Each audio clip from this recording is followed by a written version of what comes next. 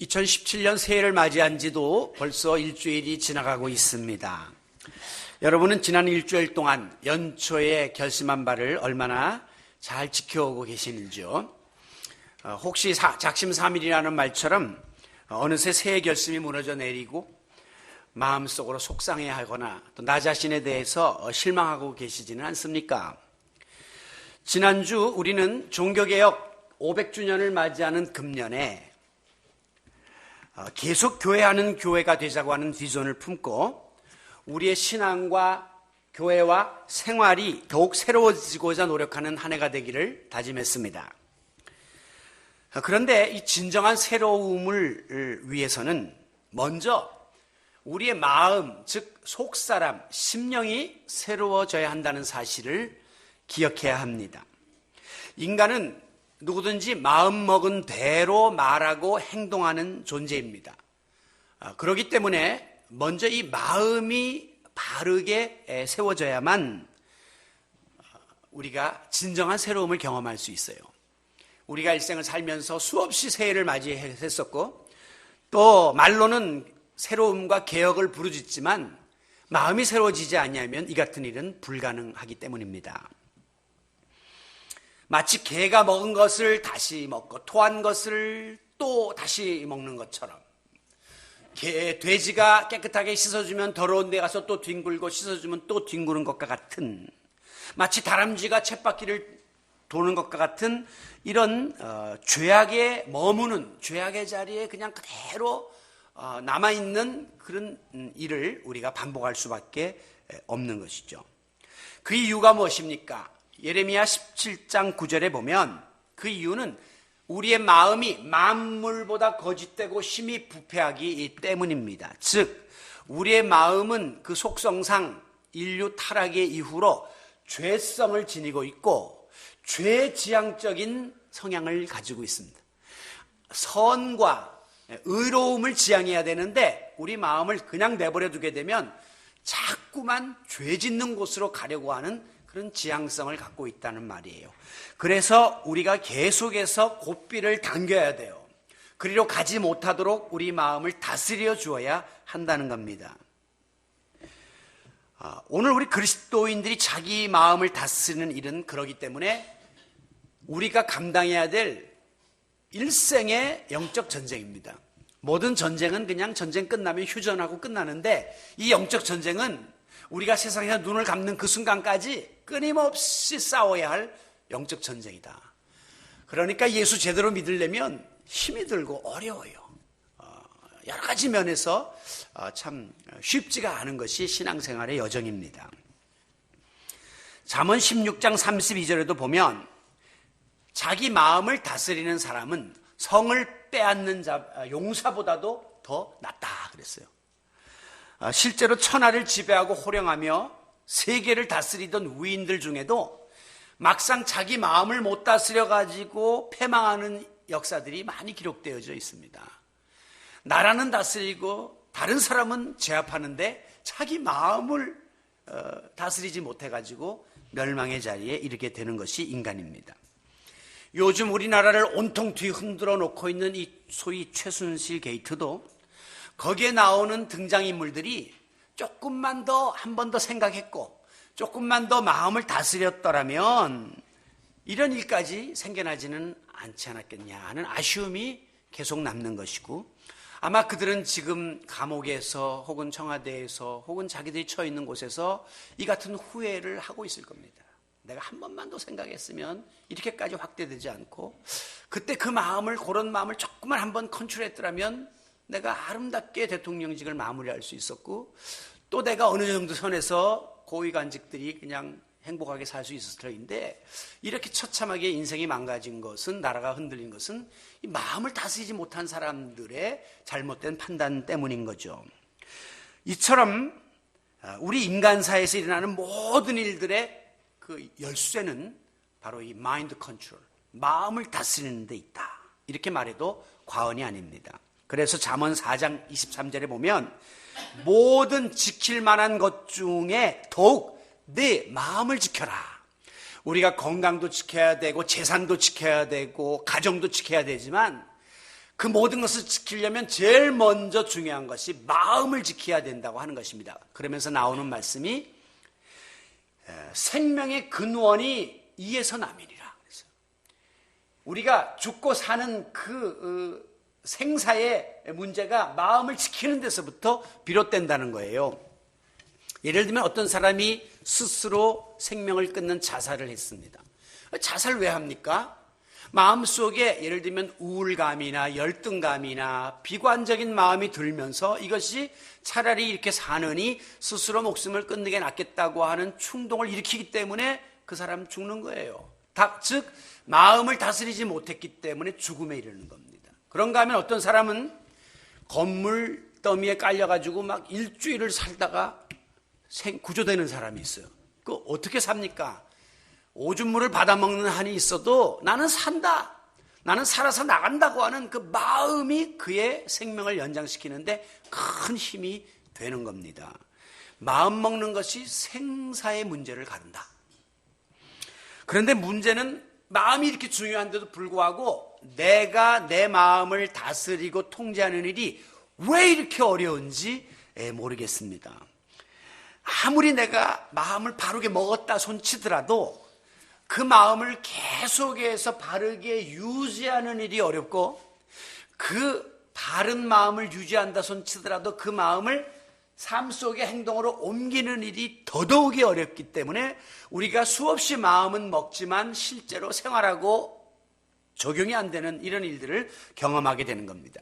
여러분이 교회에 와서 하나님의 말씀 듣고 기도하면서 마음 먹었던 그 결심을 그대로 지켜갔다면 여러분은 이미 지금 성자의 반열에 들어왔을 거예요.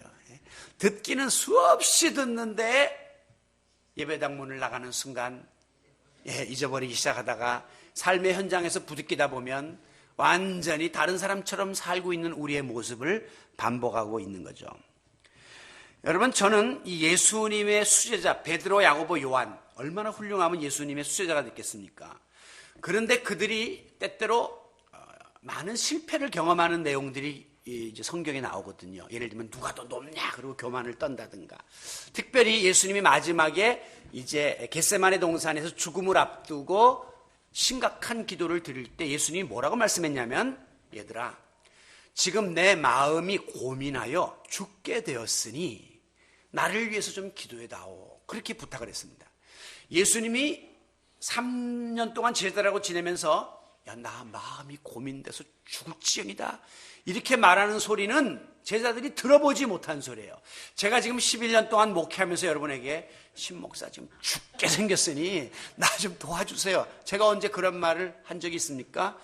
설령 그런 고민이 있어도 그런 말 안 해요. 그리고 내가 끝까지 버팅기고 이기죠. 그런데 예수님이 지금 이런 말씀을 하실 수밖에 없었던 것은 죽음이 앞에 있단 말이에요. 이제 곧 죽음이 앞에 있으니까 상당히 인간적으로 고민이 되셨던 겁니다. 그래서 그 부탁을 드렸어요. 그러면 적어도 수제자급쯤 되면 야, 예수님이 심상치가 않다, 이거 안 하시던 말씀하시고 예수님 입에서 내가 고민하여 죽게 됐다는 말씀을 할 정도면 지금 엄청난 일이 다가오고 있구나. 야, 바짝 깨어서 기도하고 예수님을 호위하자, 이런 생각을 하지 않았겠습니까? 자기들끼리도.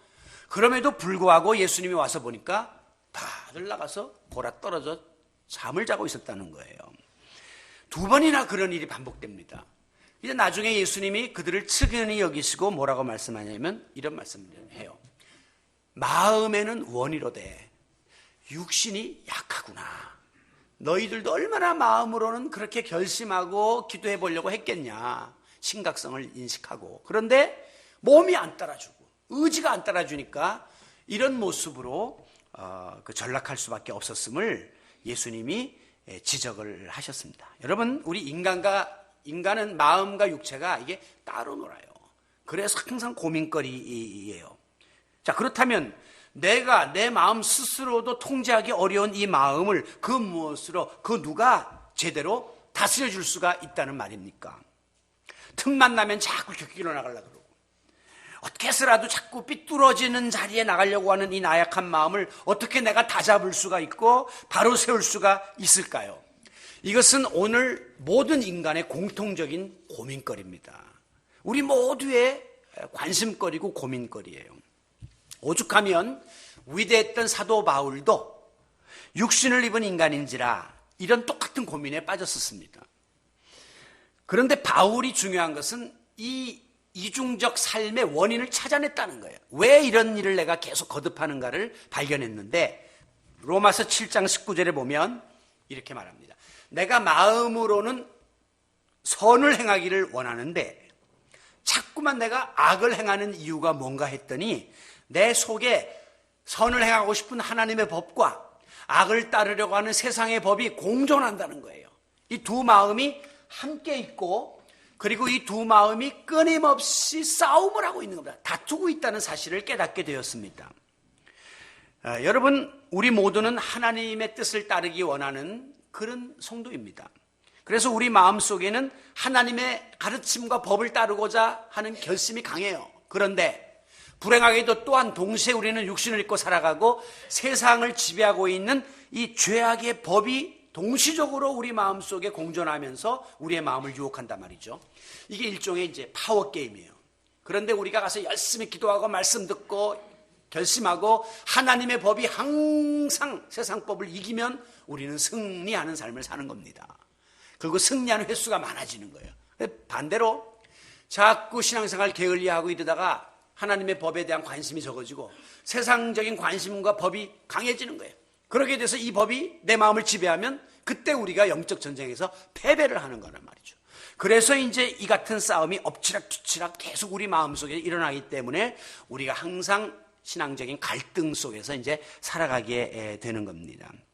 오죽하면 바울이 뭐라고 탄식을 했냐면 오호라, 오호라라는 말은 이제 구어인데 탄식사예요. 지금으로 말하면 아하 그 말이에요. 나는 곤고한 자로다. 곤고하다는 말은 나 참 피곤한 인생을 살고 있구나. 그렇게 탄식을 했습니다. 여러분들도 아마 이런 탄식을 하신 적이 있을 거예요. 참 나 피곤하다 이거. 내가 이거 목사라고 설교는 이렇게 해놓고 또 가서 거기에 따르는 삶을 살지 못하면 얼마나 부끄럽습니까? 그러면 내가 왜 이렇게 사는가? 항상 괴로워하는 거죠. 내가 내 다음 주에 나가서 교회에 가서 대표 기도를 해야 되는데 내가 이런 모양 요걸로 살다 가서 무슨 놈의 대표 기도를 하겠는가? 오호라! 예? 내가 목장직이라 그러고 교회에서 직분은 뻔젓하게 받았는데 내가 지금 이 자리에 나와 있으면 되는가? 내가 안 되는데 왜 그 자리에 가 있는가? 오호라! 우리가 항상 괴로워한다는 말이에요. 여러분, 위대했던 사도 바울도 그러했거늘 하물며 우리 같은 범인이야 오죽하겠습니까? 그렇다고 그래 별 수 없어. 바울도 그랬는데 그리고 자위하면 안 되죠. 여기 바울은 이 같은 이중성을 돌파할 수 있는 비결을 찾아냅니다. 그게 뭐냐면 이 사망의 몸에서 누가 나를 건져내랴. 여기 포인트예요. 그냥 탄식만 하고 있는 게 아니라 이 죽을 신세에서 누가 나를 건져내랴. 이 말은 내 힘으로는 안 돼. 내 노력과 의지로는 자꾸 실패 연속이야. 그런데 누군가가 나를 끄집어내 주시면 된다는 거예요. 나를 도와주시면 된다는 거예요. 우리 인간에게는 절대자의 도움이 필요하다는 것을 그는 깨닫게 되었습니다.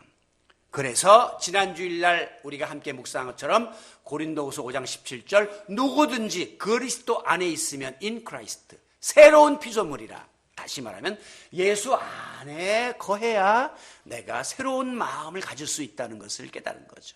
이 말을 에베소서 3장 16절에 보면 성령으로 말미암아 너희 속사람을 능력으로 강건하게 하고 성령의 능력으로 라야만 내 마음이 강해질 수 있다는 거예요. 그 다음 나오는 7절에 보면 믿음으로 말미암아 그리스도께서 내 마음에 거하시게 하라 그랬어요.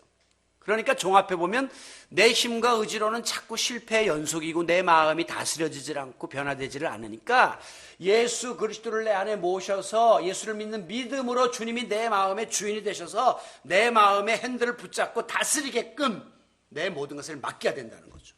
그리고 하나님의 영인 성령이 내 마음속에서 나를 강하게 하시고 능력을 공급하셔서 내가 날마다의 삶 속에 나를 이기고 죄를 이기고 세상을 이기고 유혹을 이기고 사탄을 이기는 삶을 살 수 있도록 만들어 주셔야 된다는 사실을 믿으시기 바랍니다. 그래서 오늘도 우리는 주님 앞에 나와서 하나님의 도우심을 구하는 거예요. 이 예배의 자리는 바로 그런 능력을 공급받는 자리가 될 수 있기를 바랍니다. 여러분, 내 마음이 어디 있습니까? 김 집사 마음속에 들어가 있습니까? 아니에요. 내 마음은 여기 나에게 있어요. 그런데 불행하게도 내 속마음을 내가 다스리는 일이 어렵다는 것입니다. 마치 자식은 내가 낳은 내 핏줄이지만 머리 큰 다음에는 내 마음대로 못하고 그 자식이 하자는 대로 따라가고 인정해 줄 수밖에 없는 것처럼. 왜 그렇습니까?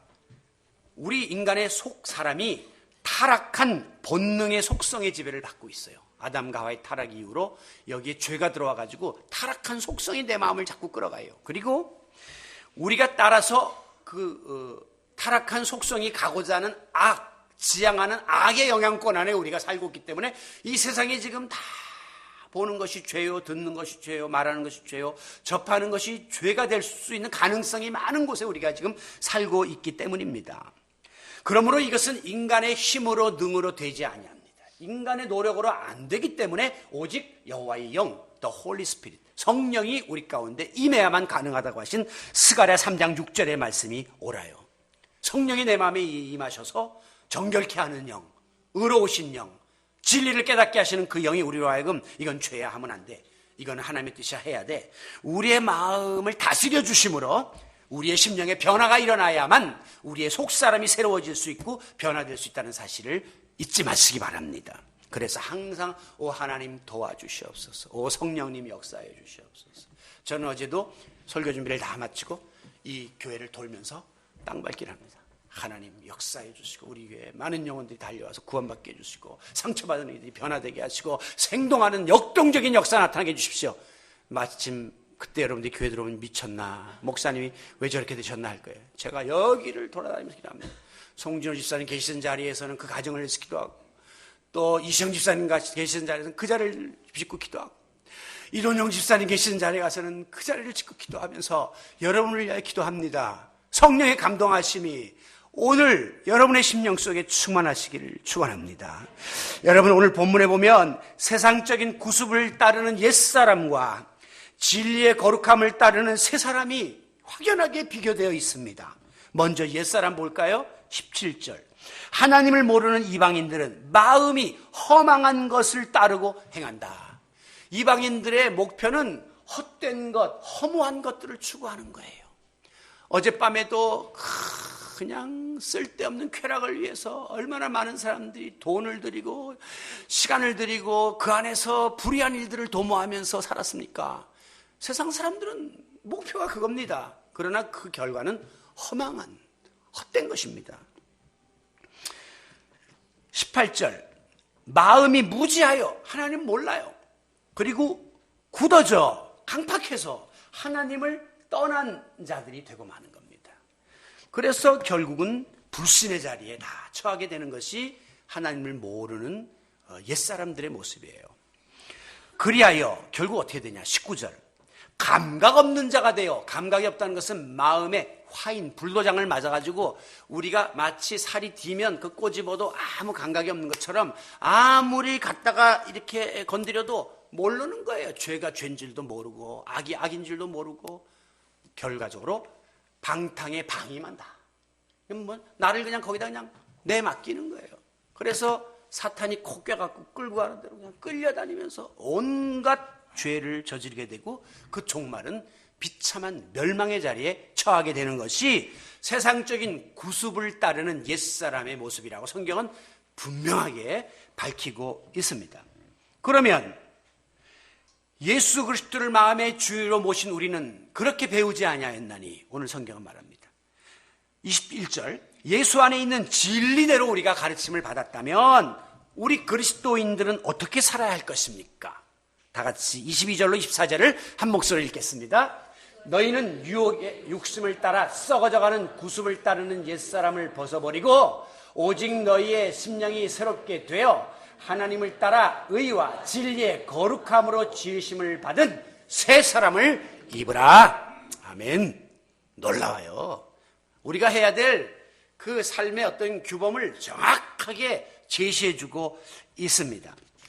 특별히 눈에 띄는 것은 악한 구습을 따르던 옛사람, 예수 안 믿을 때 하던 그런 행위, 생각 이런 것들은 어떻게 해요? 던지고 벗어버리고 하나님을 따라 하나님 형상 닮은 그런 의와 진리의 거룩한 모습으로 새롭게 지으심을 받으라는 거예요. 누구든지 그리스도 안에 있으면 새로운 피조물이라. 이전 것은 지나갔으니 옛사람은 벗어버리고 보라 새 것이 되었도다. 새 사람 입으라. 이 말씀이죠. 여러분, 우리 그리스도인들이 예수님 영접하고 산 이후부터는 벗어버려야 될 게 있고 입어야 될 게 있습니다.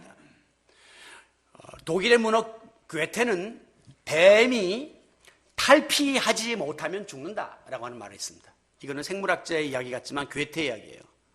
탈피, 껍데기를 벗지 못하는 뱀은 죽는다는 거예요. 대부분의 파충류들이 이제 이 껍질을 벗습니다. 이제 제가 사진 하나 갖고 왔는데 이게 이제 전갈의 그 탈피 사진이에요. 똑같은 모습이 두 개 있지만 색깔이 좀 다른데 이게 껍데기고 이게 새로 벗은 모습입니다. 이 안에서 이게 나온 거예요. 탈피라고 해요. 그럼 다시 이제 여기에 또 갑각류 이렇게 생기면서 또 이제 생활을 하게 돼요. 그러니까 왜 이런 그 파충류들이 뱀이나 이런 전갈이나 개 같은 거, 이제 개가 이제 저 껍질을 벗어서 말랑말랑할 때 잡아가지고 먹는 게 소프트 쉘 크랩이라는 거예요. 아, 그거 맛있어요. 말랑말랑한 거예요. 예. 그런데 인간은 참 그거 보면 잔인하죠. 지금 껍질 벗고 살겠다 하는 놈들을 잡아다가 먹어버리니까. 만약에 이런 류들이 껍질을 벗지 않으면 어떤 일이 벌어지느냐. 그 껍질 안에 갇혀서 죽고 맙니다. 마찬가지로 사람도 타성의 껍질, 그 형식의 껍질, 자기만의 세계의 껍질에 갇혀 있게 되면 나중에 그 사람의 삶은 후퇴고 후퇴는 곧 파멸이에요. 그렇기 때문에 우리가 내가 내 나름대로의 세계에 갇힐 것 같다 할 때마다 구습을 과감하게 벗어 던져야 돼요. 새 포도주는 새 부대에 담아버려야 돼요. 그래서 계속해서 끊임없는 새로움을 덧입어야만 살 수 있습니다. 이게 바로 개혁이에요. 개혁. 옛날 30년 전 신앙 갖고 그대로 우려잡으면 안 되고 20년 동안 해왔던 교회 생활 그 모습으로 그냥 가면 안 되고 지금 내가 10년 동안 해왔던 그 생활을 그대로 품고 가면 안 돼요. 그 연조가 달라지면서 가치관도 달라지고 내가 입어야 될 옷도 달라지면서 과감한 탈피를 해야 된다고 하는 것입니다. 여러분, 나의 마음이 변화되려면 물론 성령의 도우심이 필수입니다. 그건 전제 조건이에요. 내 힘으로 안 되니까. 그러면 성령의 도우심으로만 되니까 매일 주여 주여 하나님만 바라보고 있으면 여러분의 말이 바뀌고 행동이 바뀝니까? 아니에요. 그거는 필수지만 플러스 내 편에서 의지적인 결단을 해야 돼요. 이 결단이 굉장히 중요한 겁니다. 하나님이 싫어하시는 옷, 헌옷 벗겠다는 게 내가 벗어야 돼요. 또 하나님이 원하시는 새 옷 내가 입어야 돼요. 하나님은 주시는 거예요. 입는 건 내가 해야 된단 말이죠. 이게 바로 각고의 노력을, 뼈를 깎는 노력을 우리가 삶 속에 해야 되는 이유입니다. 결단이 필요하다는 것입니다. 막강한 로마의 교황청에 항거하여 목숨을 건 종교개혁의 기치를 일으켰던 그 마틴 루터의 개혁, 그 개혁이 기독교 역사를 뒤집어 놓은 거예요. 한 사람의 결단이. 의사요, 음악가요, 문학가요, 철학가요, 신학자였던 5개의 박사학위를 갖고 있던 세상적 부귀영화를 누릴 수 있었던 수바이처 박사가 그 모든 것을 뒤로 한 채 이 어둠의 대륙 공포의 아프리카로 들어갔던 그 결단, 그게 수바이처를 통해서 아프리카를 뒤집어 놓은 거예요. 젊은 목사였던 아펜셀러와 언더우드가 이 당시에 알지도 못하던 미지의 동방의 작은 나라에 복음을 들고 배를 타고 왔던 그 결단이 오늘 한국교회를 세계 위에 뒤집어 놓는 일이 된 거예요. 여러분, 한 사람의 결단은 역사를 바꿉니다. 그러나 잘못된 결단을 내리면 히틀러 같은 사람이 나오게 되고 김일성 같은 사람이 나오게 되는 거예요. 그래서 오늘 우리에게는 바른 결단, 신앙적 결단이 필수적이라고 하는 것입니다. 우리가 복음을 들었습니다. 그 안에 담긴 하나님의 뜻을 배웠습니다. 그리고 깨달았습니다. 그러므로 우리의 마음속에 속사람의 변화가 일어나기 시작했습니다. 세상적인 옷을 벗기 시작하고 하나님이 주시는 새 옷을 입기 시작하게 되었을 때에 거기에 따르는 놀라운 결단이 필수적으로 있어져야만 합니다. 금년 한 해 동안도 내가 예수를 내 마음속에 모신 후 변화의 새 사람 되고 주님이 주시는 성령의 감동으로 나의 삶을 결단해 나감으로 인하여 우리 가정 속에 우리 교회 안에 펼쳐지게 될 위대한 변화의 역사들을 기대하면서 여러분의 결단을 더욱 새롭게 하시는 연초가 되시길 바랍니다. 먼저 우리의 마음과 생각 속에 이제 이 결단해야 될 것들을 몇 가지 말씀드리려고 하는데요. 에베소서 5장 8절에 보면 너희가 전에는 어둠이더니 우리가 세상 어둠의 자식들이었어요. 구습을 쫓던 존재들이었어요. 그런데 이제는 예수 믿고 구원받은 다음에는 주 안에서 빛이 되었다 그랬어요. 어둠과 빛은 상극이에요. 근데 우리는 이제 빛된 삶을 살게 되었어요. 그렇다면 빛의 자녀들처럼 행하라라고 말씀합니다. 성령 충만했어요. 마음의 결단이 있었어요. 중요한 것은 행위의 열매가 마지막에 맺혀져야 된다는 겁니다. 빛의 자녀처럼, 그 말은 예수 믿는 사람답게 해야 될 행동에 책임이 있음을 보여주는 것입니다. 그러면서 성도들의 행함을 통해 삶 속에 맺혀져야 할 빛의 열매는 착함과 의로움과 진실함에 있느니라 그랬어요. 우리 예수 믿는 사람들의 행위의 세 가지 기준은 선과 의와 참이에요. 항상 이것이 선한 일인가? 이게 의로운 일인가? 이게 진실한 것인가? 이것을 항상 비추면서 거기에 맞는 행위의 결단을 우리가 내려야 한다고 하는 것입니다. 우리가 이 빛의 열매를 많이 맺으려면 나무가 열매를 맺는 데 있어서 장애가 되는 가지를 쳐버리고 또 벌레들을 잡아내야 되는 것처럼 오늘 우리의 삶 속에서 실생활 속에서 변화를 위한 결단을 해야 되고 가지치기를 해야 됩니다. 우선 우리의 마음과 생각 가운데에 안 돼, 할 수 없어라고 하는 부정적인 생각들을 끊어내야 합니다. 다른 사람을 시기하고 질투하고 중상하고 모략하는 그 유치한 마음을 제거해버려야 됩니다.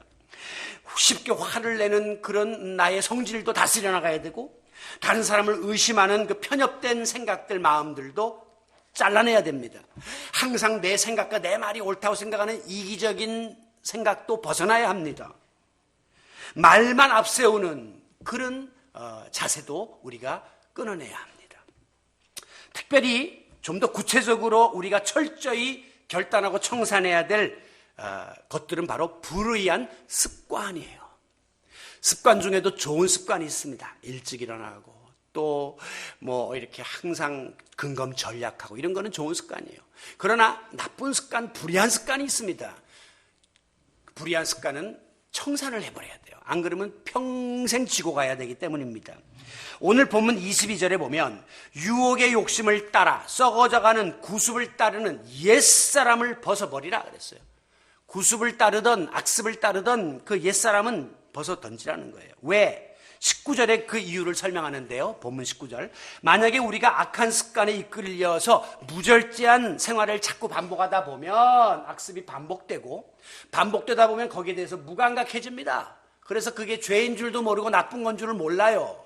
그렇게 되면 마지막에 감각 없는 자가 되어 수치심을 느끼지도 않고 죄의식을 상실하게 되므로 방탕의 나를 방임함으로 이게 상습적 죄를 짓는 자리에 빠지는 겁니다. 우리가 바늘도둑이 소도둑이 된다는 말이 뭐냐면 처음에는 바늘만 훔쳐도 콩탕콩탕 마음이 난리가 나는데 이거를 아무렇지도 않게 자꾸 지내다 보면 가위 훔치게 되고 나중에는 남의 집 가서 쌀 한 가문이 훔쳐오게 되고 나중에는 소를 훔쳐도 아무런 가책이 없이 지내게 된다는 거예요. 제가 지난 주일날 이 문구점에 가서 형광펜을 이 설교 이렇게 할 때 제가 라인을 긋거든요. 그걸 이제 구하러 갔는데 색으로 8개를 샀습니다. 4가지를. 그걸 딱 들고 나오는데 거기 계산하는 분이 하나 둘 셋 넷 7개군요 하면서 11,700원을 쳐줬어요. 하나에 1,700원, 1,170원짜리인데 그래서 얼떨결에 갖고 나왔습니다. 이상하다 아까 나와갖고 생각하니까 한 8개였는데 이 사람이 7개라 그러는데 딱 보니까 8개예요. 웬 횡재냐. 1,170원을 내가 절약을 했단 말이죠. 그것도 교회에서 비품비로 사무용품으로 사야 되는데 제가 일부러 교회 돈 좀 아끼려고 제 돈으로 샀는데 하나님이 날 도와주셨구나. 그래가지고 신나가지고 저녁을 먹는데 여기 막 걸리는 거예요. 너 그렇게 살면 안 돼. 그 적은 돈이지만 그 양심의 가책에 대해서 네가 그 문구점에 갈 때마다 그 사람 볼 때마다 생각이 날 거 아니냐. 그런 거예요. 그래서 내가 그 영수증 찢어버렸었거든요. 이미 다 그랬는데 그냥 다시 왔습니다. 그 8개 그대로 들고 와가지고 여기 8개네요. 아까 7개입니다 했는데 제가 1시간 전에 사갔잖아요. 8개예요. 그랬더니 감사합니다. 감사합니다. 그 점원이 그 속으로 오늘 이 시대도 이런 사람이 있군요. 희망이 있습니다. 라고 말하는 것 같았어요. 저도 그랬어요. 1170원에 내 양심을 팔면 나 오늘 이 설교를 못할 뻔했어요. 여러분, 우리의 마음이 그런 건 뭐 아무것도 아닌 건 뭐 1000만 원도 아니고 뭐 이렇게 하면 양심이 점점 마비되면서 마지막에는 감각 없는 자가 되어 수치심을 못 느끼고 죄의식을 잃어버림으로 더러운 죄를 떡 먹듯이 저지른 자리에 빠진다. 이게 상습적 죄인이에요. 오늘 우리가 알게 모르게 상습범들입니다. 매일 똑같은 죄를 반복하고 또 교회 나와서 주여 용서해 주시옵소서 하나님 믿습니다. 그리고 또 가서 또 그 짓을 하고 와서 이러고 사니까 우리의 생활에 역동적인 변화도 없고 신앙생활에 힘도 없고 영향력도 끼치지 못하면서 사는 거죠. 예를 들어 보면요, 우리 한국교회가 초창기부터 금주와 금연 운동을 벌였습니다. 왜? 미국 선교사들이 와보니까 우리 한국 사람들이 참 마음도 착하고 좋은데 이게 이 병폐 중에 하나가 주초 문제에서 비롯돼요. 한국 사람을 보니까 근성이 술을 먹어도 점잖게 못 먹고 말술을 먹고 나가서 떨어지고 싸움을 하고 끝내거든요. 담배를 펴도 그냥 적당한 기호식품이 아니라 그냥 막 줄담배를 펴가면서 난리치거든요. 안 되겠다. 그래가지고 이거를 교회에서 그 많은 운동을 벌린 거예요, 사실은요. 그런데 여러분 얼마 전에 기내 난동을 부린 이 중소기업의 아들 보셨죠? 이 나중에 경찰에 나오니까 멀쩡한 아들이에요. 그런데 이 순간은 막 침을 뱉고 막 사람들을 하다가 꽁꽁 묶어놨어요, 비행기 안에서. 수치를 당했죠. 또 엊그제는 또 술집에서 또 폭행을 하다가 기소된 또 재벌 그룹의 총수 아들이 또 있죠. 그건 또 공교롭게 정유라고 같이 말을 타던 친구예요. 그런데 이런 사람들 다 수치를 당하는 게 앞으로 그 창피해서 어떻게 돌아요? 얼굴 다 공개되고 그 이름 다 공개되면 그 아주 그 한순간에 그릇된 술로 인한 그 부끄러움이 오랫동안 그 좋은 글씨로 남게 되는 거예요. 얼마 전에는 치과 의사가 또 미국 가는 비행기에서 또 술을 많이 먹고 난동을 부렸는데 그건 미국 영역에서 그래 미국 법원으로 넘어갔습니다. 미국 법원은 무섭습니다. 징역 3년 때렸습니다. 한참 일해야 될 치과 의사가 미국에 남의 나라 가서 감방에서 3년 썩으면 다시 와서 재개하기가 어려워요. 한순간에 그런 지나친 술이 폭행 사건에 관련되고 음주운전으로 인해서 남의 귀한 생명 뺏어가고 심지어 자살도 그냥 자살한 사람 하나도 없습니다. 끝난 다음에 다 술병이 나부라지고 있어요. 제정신 아닐 때 목숨 끊는 거고 또 많은 사람을 순간적으로 살인하는 일들이 벌어지게 되는 것입니다. 무절제한 음주로 인한 비참한 종말을 예고하고 있습니다. 여러분, 흡연이 건강상으로 안 좋다. 그건 누구나 다 알고 있는 상식의 문제예요. 오죽하면 요즘에는 이제 우리나라도 담뱃갑에다가 이제는 목에다가 막 호수 꽂고 있는 폐암 환자, 뭐 이빨에 다 암 걸린 사람들, 설암 환자, 이런 사람들 텔레비전에 방송 나와서 절대 하지 마십시오. 이렇게 만들어요. 얼마나 무서워요. 나 저렇게 될 수 있다. 라고 생각을 해야 되는데 이게 잘 안 돼가지고 이 케이스를 덮기 위해서 요즘에 불티나게 팔리는 게 예쁜 케이스를 덮어가지고 끝까지 이거를 피겠다는 거죠. 그러면서 늘 하는 말이 우리 외삼촌은 담배 피고 술 많이 잡수고 그랬는데도 100세 사셨어요. 네, 우리 송혜 선생님은 매일 소주를 한 병씩 먹는데도 지금 장수하시잖아요. 이렇게 말하면서 자기를 스스로 위로하는데 이거 아닙니다. 여러분, 이 잘못하면 왜 사회가 자꾸 흡연실을 따로 만듭니까? 금연장소를 많이 만들고 해악이 된다는 거예요. 근데도 공항 가면 유리방에서 그 원숭이처럼 그냥 이렇게 쳐다보는데도 그걸 우리가 해야 되는 것은 내가 결단하지 않으면 안 돼요. 이게 어려운 일입니다. 우리 동생이 이 담배를 많이 폈는데 신학교를 갔습니다.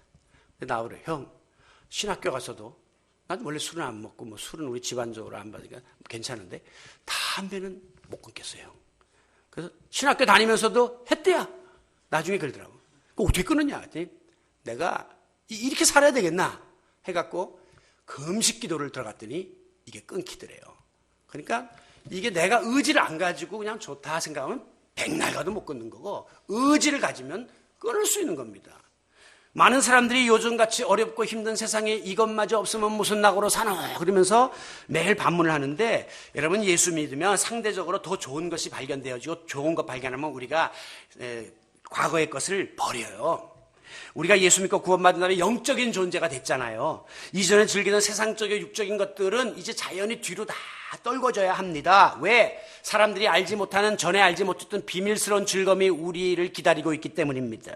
주 안에 감추인 새 생명 얻으니 이전에 좋던 것 이제는 값없다. 하늘의 은혜와 평화를 맛보니 주님을 모신 맘 새 하늘이로다. 우리 앞에 신세계가 펼쳐지고 있습니다. 구세계의 차원에 머물러 있어서는 안 됩니다. 하늘의 신령한 복을 사모하기에 땅 위에서의 감각적인 즐거움을 기꺼이 절제하고 포기할 수 있는 신앙적 결단이 여러분을 새롭게 만들 것이고 여러분을 바로 세워주실 것입니다. 아울러 마지막으로, 왜 제가 마지막이냐, 새해부터는 설교를 조금 짧게 하기로 이렇게 결심을 했습니다. 여러분들 너무 힘드실까 봐. 우리 신앙적인 구습을 떨쳐버려야 해요. 제가 처음에 이걸 악습이라고 했는데 너무 무서워갖고, 신앙생활에도 옛날 습관들, 고쳐지지 않는 악습들이 있단 말씀이에요. 우선 하나님 앞에 예배하는 이 자세를 우리가 좀 더 고쳐야 돼요. 안 그러면 여러분 30년 나와 예배 똑같이 드려도 매일 그 지경입니다. 타성해져도 형식적인 예배 드리면 안 됩니다. 찬송이 막 생동하고 살아있고 기도가 막 사무치하지, 그냥 와서 이러고 산송장처럼 앉아있으면 여러분이 이 예배의 역사를 경험할 수가 없어요. 예배 시간 습관적으로 지각하는 분은 매일 그분입니다. 가까이 사는 분도 늦게 옵니다. 그거 왜냐하면 마음이 변화되어야 해요. 내가 안 하겠다 생각하면 10분 상관이거든요. 근데 의뢰인 건 뭐 내가 간다 하면 매일 그렇게 오는 거예요. 다 좋지 못한 습관입니다. 우리 같이 이렇게 환경이 좀 안 좋은 곳에서 예배 시간 전에 와서 막 큰 소리 떠들고 다른 사람이 기도하는 것을 방해하는 것도 내가 절제해야 될 그런 모습이에요. 주일 성수를 자꾸 빼먹는 것도 하다 보면 그냥 습관이 돼서, 어떤 분은 왜 요새 안 오세요? 그러면 목사님 하도 안 간 지가 오래돼서 나가기가 미안해서 못 나가겠어요. 그래. 아니 그렇게라도 오시는 게 좋지, 우리는 미안하다가 안 오시는 건 아니에요. 그래도 초신자들 주로 그래요. 아유 미안해서 못 가겠어요. 벼룩이도 낯짝이 있다는데. 여러분, 헌금도 주님 앞에 정성껏 그 준비된 헌금을 기쁨으로 드려야지, 그거 무성의하게 그냥 이렇게 하서는 안 되는 거예요. 하다못해 집안에 개새끼, 고양이 새끼 밥 먹일 때도 정성껏 사료 사다가 배합해가지고 시간 맞춰 드리면서 하나님 앞에 드리는 일을 이렇게 소홀히 해서야 되겠습니까? 여러분, 해야 될 일을 자꾸 뒤로 미루는 거, 또 맡겨진 일을 우습게 알고 불충하는 거, 이거 다 있을 수 없는 일입니다. 세상에서 여러분이 맡겨진 일을 그렇게 했다간 금방 잘리죠. 교회니까 서리 집사라고 1년 더 봐주고 그냥 그 일 또 맡기는 거지, 불충한 사람들은 하나님 앞에 참으로 부끄러운 악습을 갖고 있는 것입니다. 이 모든 것들을 과감하게 청산하고 새롭게 하나님 앞에 좀 서보십시다. 그리고 좀 내 이 신앙과 교회와 생활이 개혁되고자 하는 의지를 안 가지면 우리 교회가 아무리 연조를 내년은 12주년입니다, 13주년 해도 매 제자리 걸음하는 교인들, 우리도 별 수 없는 그런 하나의 교회 중에 하나가 되고 마는 거예요. 말씀을 마무리합니다. 한 번 가면 두 번 다시 오지 아니할 2017년이 흘러가고 있습니다. 우리는 신앙과 교회와 생활을 새롭게 개혁해 나가는 데 전심전력하고자 연초에 결심을 했습니다. 이를 위해서는 내 마음을 다스리는 일이 우선입니다. 이거 전념해야 합니다. 전심전력해야 하고 결단해야 합니다. 그리고 성령의 능력이 아니면 이 일이 불가능하기 때문에 신앙적으로 하나님 앞에 매달리셔야 해요. 그리고 마지막에는 구체적으로 이 과거의 악습이나 내가 새롭게 가지는 결심을 바로 세우고 이거 하려고 하는 의지를 가시지 않으면 아무리 말씀 들어, 아무리 교회 나와, 아무리 연조가 흘러 다람쥐 쳇바퀴 도는 삶을 살아갈 수밖에 없다는 사실을 깨달으시고 내 심령이 변화됨으로 내 삶 속에 선한 영향력이 다른 사람에게 끼쳐지고 그것이 결국은 여러분 자녀에게, 우리 2세들에게, 그리고 나 하나가 바로 세워짐으로 이 사회가, 이 국가가 변화되는 놀라운 일들이 일어나게 될 것입니다. 아무쪼록 심령을 새롭게 하고 마음의 변화를 받는 놀라운 역사가 금년에 더 많이 일어나게 되시기를 예수 그리스도의 이름으로 축원합니다.